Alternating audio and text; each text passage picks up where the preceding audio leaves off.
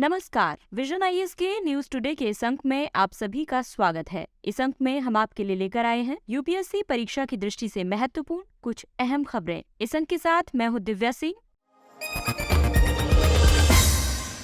आइए सबसे पहले बात करते हैं इस अंक की हेडलाइंस के बारे में। भारतीय रिजर्व बैंक ने भारतीय रुपए के अंतर्राष्ट्रीयकरण पर रिपोर्ट जारी की। केंद्र सरकार ने डिजिटल व्यक्तिगत डेटा संरक्षण विधेयक को मंजूरी दे दी है। केंद्रीय गृह मंत्रालय ने राज्यों में अग्निशमन सेवाओं के विस्तार और आधुनिकीकरण के लिए योजना शुरू की। काला सागर अनाज समझौता की समय सीमा जुलाई 2023 में समाप्त होने वाली है। राष्ट्रपति द्रौपदी मुर्मू अल्लूरी सीताराम राजू के 125वें जन्मोत्सव वर्ष के समापन समारोह में शामिल हुई और ताइवान ने मुंबई में नए ताइपे आर्थिक और सांस्कृतिक केंद्र की स्थापना की घोषणा की। और आइए अब खबरों पर विस्तार से चर्चा करते हैं।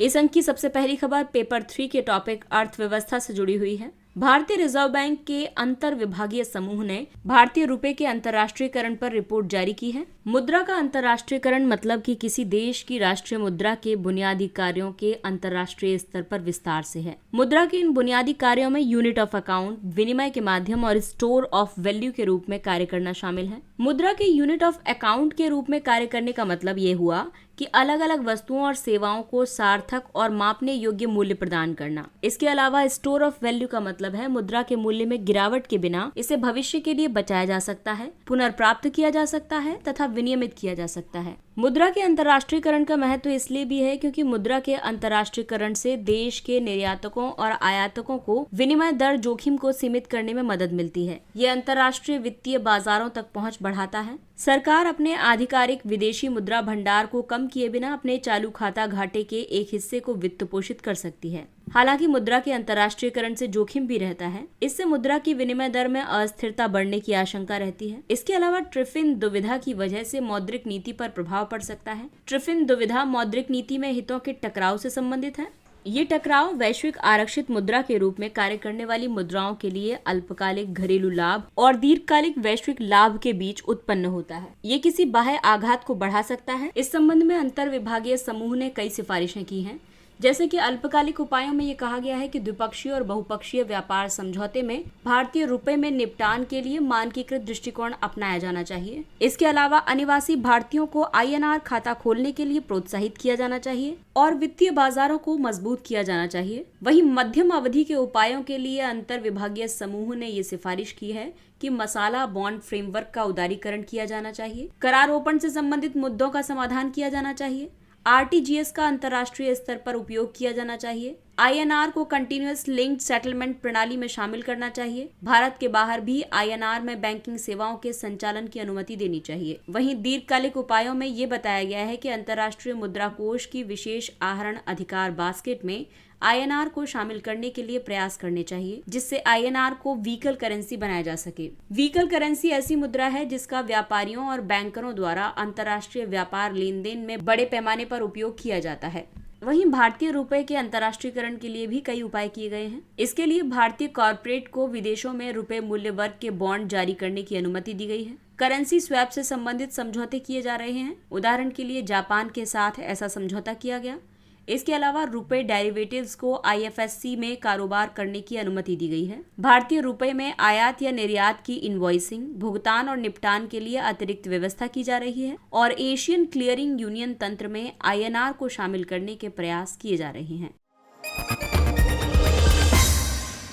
और आइए अब बात करते हैं अगली खबर की। एक रिपोर्ट के मुताबिक केंद्र सरकार ने डिजिटल व्यक्तिगत डेटा संरक्षण यानी डीपीडीपी विधेयक को मंजूरी दे दी है। डिजिटल व्यक्तिगत डेटा संरक्षण विधेयक एक प्रस्तावित कानून है। ये व्यक्तिगत डेटा के संबंध में नागरिकों के अधिकारों और कर्तव्यों को निर्धारित करता है। साथ ही संग्रहित डेटा का कानूनी रूप से उपयोग करने के डेटा फिड्यूशरी के दायित्वों को भी निर्धारित करता है। इस तरह के विधेयक का मसौदा तैयार करने की प्रक्रिया 2017 में के.एस. पुट्टास्वामी बनाम भारत संघ मामले में निर्णय आने के साथ शुरू हुई थी। इस निर्णय में सर्वोच्च न्यायालय ने कहा था कि निजता का अधिकार जीवन और दैहिक स्वतंत्रता के तहत मौलिक अधिकार है। डेटा फिड्यूशरी व्यक्ति के निजी डेटा की प्रोसेसिंग के उद्देश्य और उसके तरीके को निर्धारित करने वाली संस्था को कहा गया है। डिजिटल पर्सनल डेटा प्रोटेक्शन का नवीनतम मसौदा नवंबर 2022 में जारी किया गया। ये मसौदा डेटा अर्थव्यवस्था के इन 7 सिद्धांतों पर केंद्रित है। इसमें व्यक्तिगत डेटा का कानूनी और निष्पक्ष संग्रह तथा उपयोग शामिल है। इसके अलावा व्यक्तिगत डेटा का उपयोग उसी के उद्देश्य के लिए हो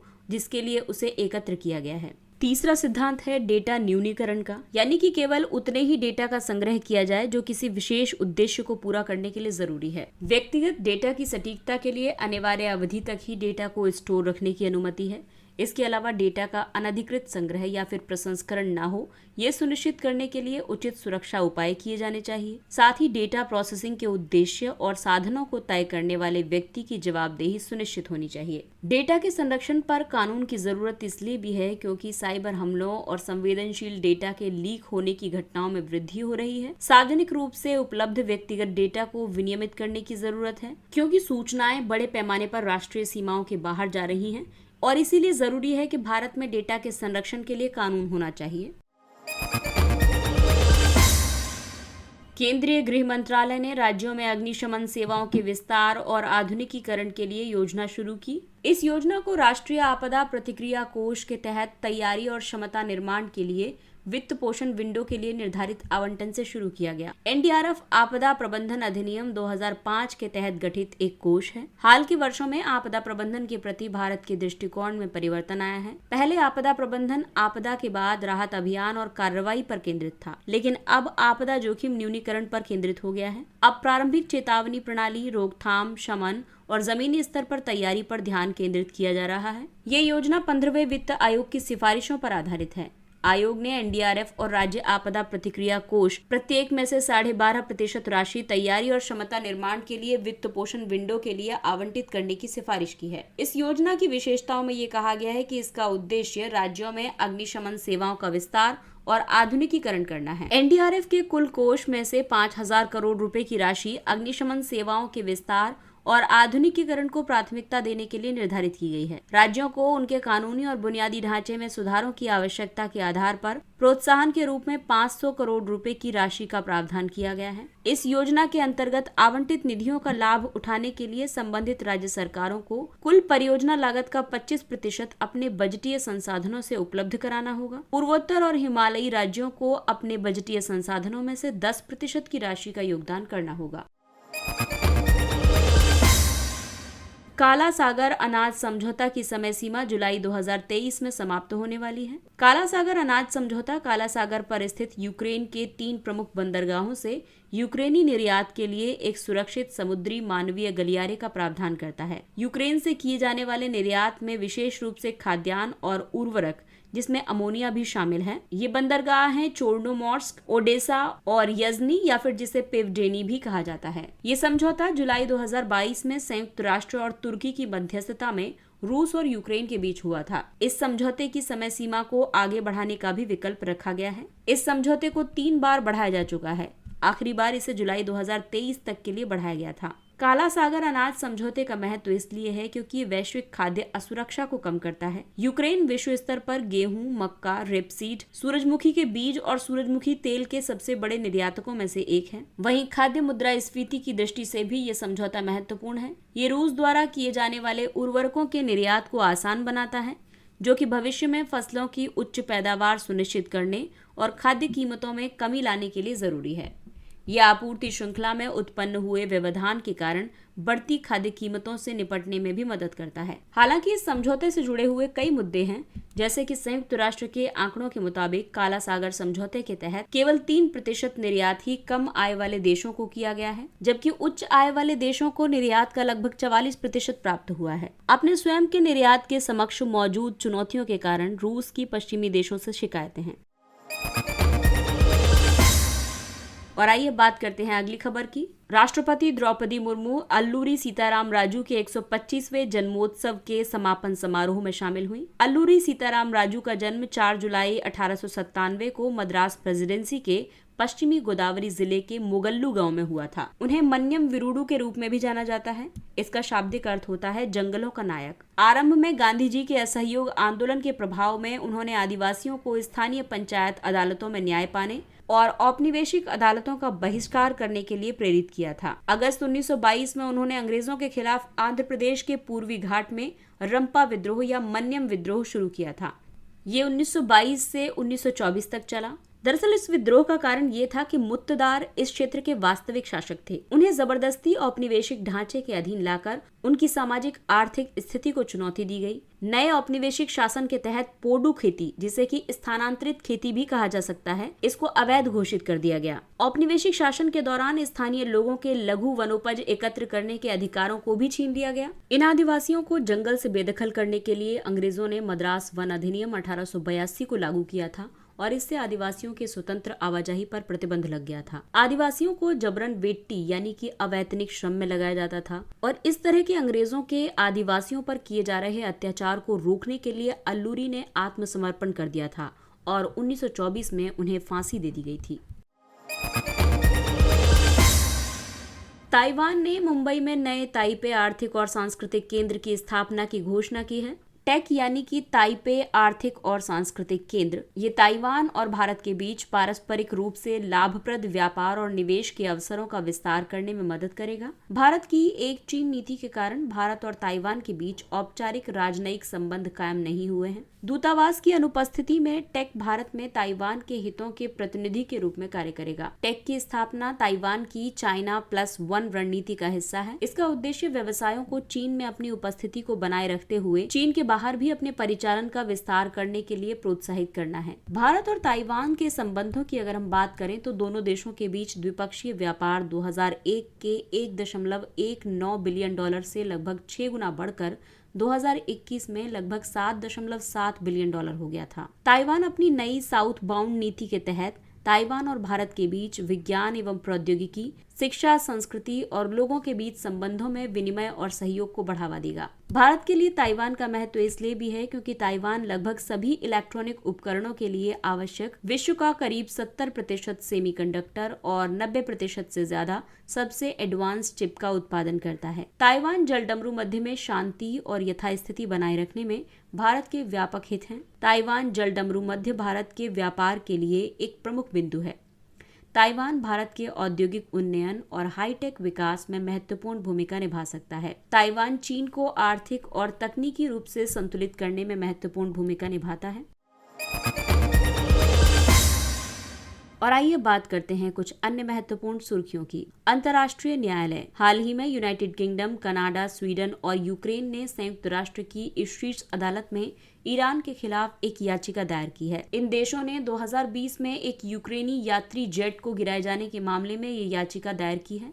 ICJ को विश्व न्यायालय के रूप में भी जाना जाता है। ये संयुक्त राष्ट्र का प्रमुख न्यायिक अंग है। इसमें कुल 15 न्यायाधीश होते हैं। उन्हें संयुक्त राष्ट्र सुरक्षा परिषद 9 साल की अवधि के लिए चुनती है। ICJ 2 प्रकार के मामलों पर विचार करता है। एक है राष्ट्रों के बीच कानूनी विवादों के मामले में उनके द्वारा प्रस्तुत वाद, तथा दूसरा है संयुक्त राष्ट्र के अंगों और विशेष एजेंसियों द्वारा इसे संदर्भित कानूनी प्रश्नों पर अंतर्राष्ट्रीय कानून के तहत सलाह देना, यानी कि विवाद युक्त मामले और सलाहकार कार्रवाई। ग्रामोदय विकास योजना। ग्रामोदय विकास योजना खादी और ग्रामोद्योग विकास योजना का एक घटक है। अन्य 2 घटक हैं खादी विकास योजना और खादी अनुदान। खादी ग्रामोद्योग विकास योजना एक अम्ब्रेला योजना है। यह सूक्ष्म, लघु और मध्यम उद्यम मंत्रालय के अधीन खादी और ग्रामोद्योग आयोग की एक केंद्रीय क्षेत्र की योजना है। ग्रामोदय विकास योजना का उद्देश्य सामान्य सुविधाओं, तकनीकी आधुनिकीकरण और प्रशिक्षण के माध्यम से ग्रामीण उद्योगों को प्रोत्साहित करना और उनका विकास करना है। ग्रामोदय विकास योजना के घटक या फिर कार्य क्षेत्रों की अगर हम बात करें तो इसमें कल्याण एवं सौंदर्य प्रसाधन उद्योग, हस्त निर्मित कागज, चमड़ा और प्लास्टिक उद्योग, कृषि आधारित एवं खाद्य प्रसंस्करण उद्योग, खनिज आधारित उद्योग, ग्रामीण इंजीनियरिंग और नई प्रौद्योगिकी उद्योग तथा सेवा उद्योग शामिल हैं। अगला टॉपिक है बाहुबली मवेशी बाड़बंदी यानी बांस बाड़बंदी। सड़क परिवहन और राजमार्ग मंत्रालय ने भारत में राजमार्गों के किनारे बाहुबली मवेशी बाड़बंदी को लागू करने की योजना बना रहा है। ये योजना मवेशियों को सड़क पार करने से रोकेगी और खतरनाक दुर्घटनाओं का कारण बनने से बचाएगी। बाहुबली मवेशी बाढ़ योजना के तहत बांस को पहले क्रियोसोट तेल से उपचारित किया जाता है। इसके बाद इस पर पुनर्चक्रित हाई डेंसिटी पॉलीएथिलीन का लेप किया जाता है। इससे ये ज्यादा मजबूत हो जाता है और स्टील का विकल्प बन जाता है। इस बाड़ को श्रेणी 1 की फायर रेटिंग प्रदान की गई है। ये सुरक्षा सुनिश्चित करने के साथ साथ पर्यावरणीय चिंताओं का भी समाधान करती है। राज्यों में टेली मानसिक स्वास्थ्य सहायता और नेटवर्किंग यानी टेली मानस पहल। भारत का पहला टेली मानस चैटबॉट जम्मू कश्मीर में लॉन्च किया गया है। ये स्वास्थ्य परामर्शदाताओं, नैदानिक मनोवैज्ञानिकों और सलाहकारों की सेवाओं को 24 घंटे उपलब्ध कराएगा। केंद्र सरकार ने वर्ष 2022 के बजट में भारत के राष्ट्रीय टेली मानसिक स्वास्थ्य कार्यक्रम टेली मानस की घोषणा की थी। टेली मानस कार्यक्रम को स्वास्थ्य और परिवार कल्याण मंत्रालय ने शुरू किया है। ये एक 2 स्तरीय प्रणाली है। पहले स्तर में सरकार का लक्ष्य प्रत्येक राज्य या संघ राज्य क्षेत्र में कम से कम एक टेली मानस प्रकोष्ठ स्थापित करना है। इस प्रकोष्ठ में प्रशिक्षित परामर्शदाता और मानसिक स्वास्थ्य विशेषज्ञ शामिल होंगे। दूसरे स्तर में भौतिक परामर्श के लिए जिला मानसिक स्वास्थ्य कार्यक्रम या फिर मेडिकल कॉलेज के विशेषज्ञ या ऑडियो विजुअल परामर्श के लिए ई संजीवनी के विशेषज्ञ शामिल होंगे। ज़पोरिज़िया परमाणु ऊर्जा संयंत्र। ज़पोरिज़िया में यूरोप का सबसे बड़ा परमाणु ऊर्जा संयंत्र स्थित है। ये पूर्वी यूक्रेन में अवस्थित है, लेकिन वर्तमान में इस पर रूस का नियंत्रण है। अन्य 6 परमाणु रिएक्टरों के साथ ये संयंत्र भी निप्रो नदी के दक्षिणी तट पर स्थित है। यूक्रेन में अन्य परमाणु ऊर्जा संयंत्र हैं खमेलनित्स्की, रिवने और दक्षिण यूक्रेन। अगला टॉपिक है चिंकारा हिरण। चिंकारा या भारतीय गजेल राजस्थान का राजकीय पशु है। ये सामान्य तौर पर एक अकेला रहने वाला जानवर है, लेकिन कभी कभी 2-4 चिंकारा एक छोटा समूह बनाकर रहते हैं। चिंकारा शुष्क क्षेत्रों में निवास करता है। इनमें रेतीले मरुस्थल, समतल मैदान और पहाड़ियां, सूखी झाड़ियां और विरल वन शामिल हैं। ये लंबे समय तक बिना पानी के रह सकते हैं। ये प्रजाति भारत, ईरान, पाकिस्तान और संभवतः अफगानिस्तान में भी पाई जाती है। विश्व में इनकी अधिकतर आबादी पश्चिमी भारत के थार रेगिस्तान में पाई जाती है। इसे IUCN की संकटग्रस्त प्रजातियों की लाल सूची में लीस्ट कंसर्न के रूप में और साइट्स के परिशिष्ट 3 में सूचीबद्ध किया गया है। खजान भूमि। हाल ही में राष्ट्रीय हरित अधिकरण ने केवलुसिम में खजान भूमि पर निर्माण करने के लिए पर्यावरण नियमों का पालन करने में गोवा तटीय क्षेत्र प्रबंधन प्राधिकरण की विफलता पर प्रकाश डाला है। खजान भूमि गोवा की तटीय आर्द्रभूमियां हैं। ये एक निचला और खारा जल जमाव वाला क्षेत्र है। ये ज्वारीय प्रवाह से प्रभावित होता है। इसकी भूमि को ईसाई शासनकाल के दौरान बांधों, स्लूज गेट और नहरों की एक जटिल प्रणाली के माध्यम से मैंग्रोव वनों से प्राप्त किया गया था। इस भूमि का उपयोग कृषि, जलीय कृषि और नमक प्राप्त करने जैसे कई उत्पादक कार्यों के लिए किया जाता है। ये भूमि संबंधित क्षेत्र में बाढ़ के पानी के लिए मुख्य जल निकासी प्रणाली के रूप में भी कार्य करती है। अगला टॉपिक है मीथेन उत्सर्जन। अंतर्राष्ट्रीय ऊर्जा एजेंसी ने हाल ही में एक रिपोर्ट जारी की है। इस रिपोर्ट के मुताबिक 2030 तक ऊर्जा से संबंधित मीथेन उत्सर्जन को 75% तक कम करने के लिए $75 अरब से अधिक के वित्त पोषण की आवश्यकता होगी। मीथेन एक शक्तिशाली ग्रीन हाउस गैस है। ये वायुमंडल में 12 वर्षों तक मौजूद रहती है। यदि 20 वर्षों की अवधि मानी जाए तो मीथेन में कार्बन डाइऑक्साइड की तुलना में 86 गुना ज्यादा तापन शक्ति होती है। Climate and clean air coalition के आंकड़ों के मुताबिक अलग अलग क्षेत्रक हैं जो वैश्विक मीथेन उत्सर्जन में योगदान करते हैं। कृषि का योगदान 42% है, जीवाश्म ईंधन का योगदान 36% है और अपशिष्ट का योगदान 18% है। जिमी एक्स 23 जापान भारत समुद्री सैन्य अभ्यास 2023 का 7वां संस्करण भारतीय नौसेना द्वारा विशाखापत्तनम में आयोजित किया जा रहा है। इसके साथ ही ये अंक समाप्त होता है। अगले अंक में फिर मुलाकात होगी कुछ अन्य महत्वपूर्ण खबरों के साथ। तब तक अपने लक्ष्य के लिए तत्पर रहिए और अगर आपको हमारा कंटेंट अच्छा लगता है तो इसे लाइक, सब्सक्राइब और शेयर जरूर करें। और अब हमें यानी विजन IAS की पूरी टीम को दीजिए इजाजत। नमस्कार।